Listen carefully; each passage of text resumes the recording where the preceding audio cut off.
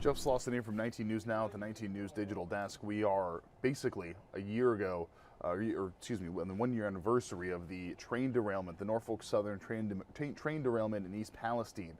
This happening a year ago tomorrow.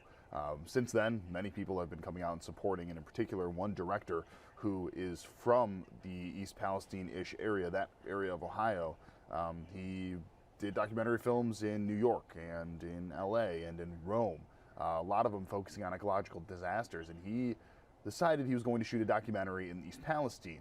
Then he decided that he would do one better, and he would actually host a film festival, an international film festival for the people of East Palestine, particularly talking about environmental issues. I interviewed him about this yesterday, and he had quite a bit of interesting things about how the community really needs something like this, and I was happy to provide it.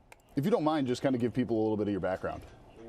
Okay, so I've been working in the film industry in New York, Los Angeles, Rome, Italy, and in Cleveland, Ohio as well. I worked as a location manager in Cleveland on movies like The Avengers and Captain America, Fast and the Furious. And now I'm putting on this film festival here for East Palestine. What made you think that something like this was needed? What made you want to do something like this? So I do a lot of documentaries. I've made 7 feature documentaries, and most of them are on humanitarian issues like the tsunami in Thailand, earthquake in Italy, children with HIV in Africa and South America and Thailand.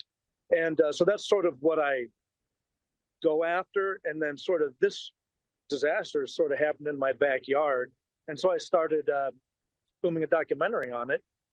And then I realized after a while, I discovered this beautiful theater in the background when I was filming the documentary. I was like, wow, maybe a film festival could be a good idea for this town to kind of bring people and bring attention, because I know when I did my documentary on the earthquake in Italy, 1 year later, people had already forgotten about it. And so this is just a way for people to not forget, and also to do something fun and something positive, creative and artistic, because there's been a lot of negativity and a lot of difficult times here for the people around here, and just a moment to sort of you celebrate something artistic. Robert, I know for many of the people that live there, they felt like it was a rush to help, and then the rest of the year happened, and now people are wondering where everybody's been. Is that kind of a feeling you've been getting from a lot of these people? You mentioned how there's a lot of these stories that are there, but are the people kind of wanting these stories to be told, and have they been longing for somebody to show that there's a lot that's been going on and people really need to be noticing? Yeah, they love talking, and especially like in the month afterwards, they were talking to every news crew. And yes, it's very true that now everyone went away. And I remember when I was first coming, like a few weeks after the wreck, there was a TV station on every corner. You had Fox on one corner, ABC, NBC, CBS. Everyone had a corner. And then when I came back about a month later, all that was gone, right? And but they said that when they were filming, they said they had to feed the beast, right? So like every half hour they had to do a news feed, and then all of a sudden a month later, gone.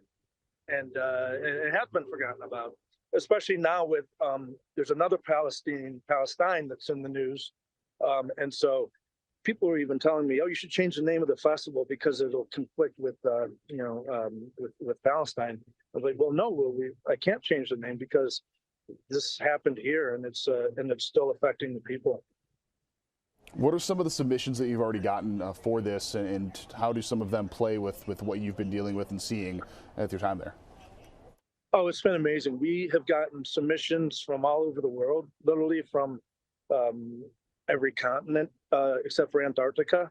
However, we do have a film from the Arctic Circle up north that I just received yesterday. It might be too late to squeeze it in, but it's of a woman dancing on a piece of floating ice that had broken off because of global warming. So we're getting a little bit of everything from all over: documentaries, fiction, narrative, short films, feature films, but literally from all over the world. I got one from Italy, France, Brazil, and it's really wonderful to see. And they all have the theme of the environment.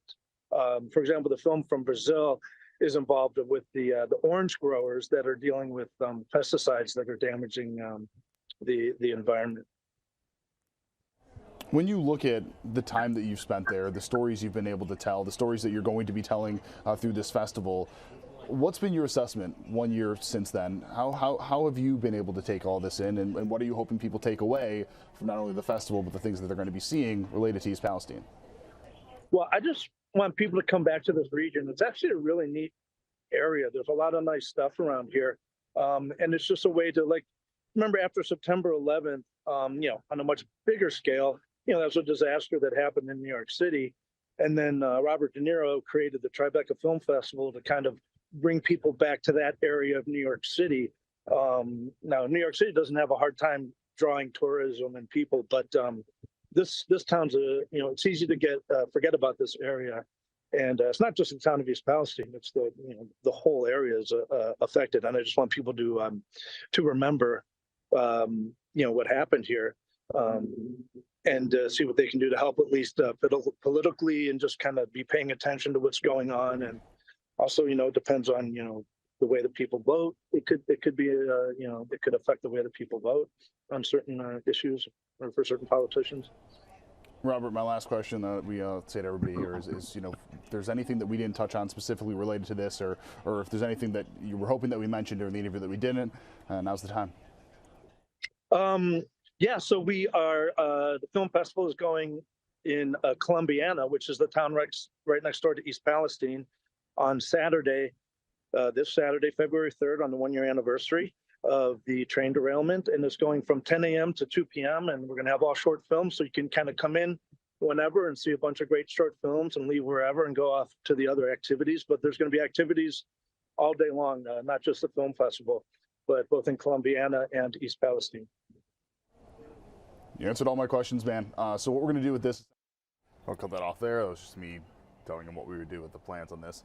And then following the festival at about 2 or 2:30 at that same theater where they're hosting it, Aaron Brockovich will also be making an appearance as well, the known activist who has been in East Palestine quite a few times. All right, that's it for our coverage here. We, of course, have 19 News starting over at 7 o'clock on the CW. Then we have our First Alert Focus weather show as well at 7:30, so we'll see you over there. For now, I'm Jeff Sauce with 19 News. Have a great night. Much more to come, both on air and online. 19 News, now streaming on Samsung Smart TV.